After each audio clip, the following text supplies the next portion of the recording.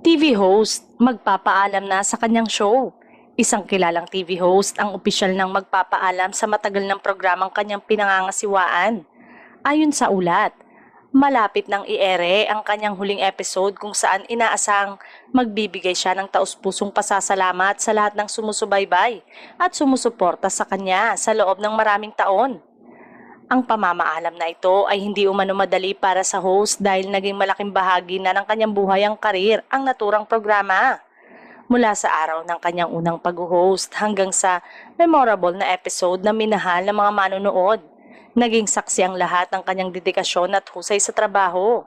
Dagdag pa nito, malaki rin ang naging impluwensya niya sa mga kasamaan sa industriya na itinuturing siyang mentor at inspirasyon.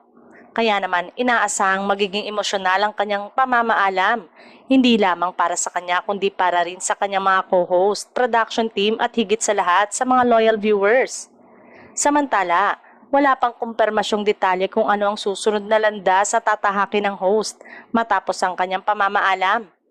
May mga espekulasyon na maaari siyang bumalik para sa bagong proyekto, habang ang iba na may nagsasabing magpo-focus muna siya sa personal na buhay. Tiyak na magiging malaking pagbabago ang kanyang paglisan at maraming manonood ang maghihintay kung sino ang papalit sa kanyang iniwanang pwesto.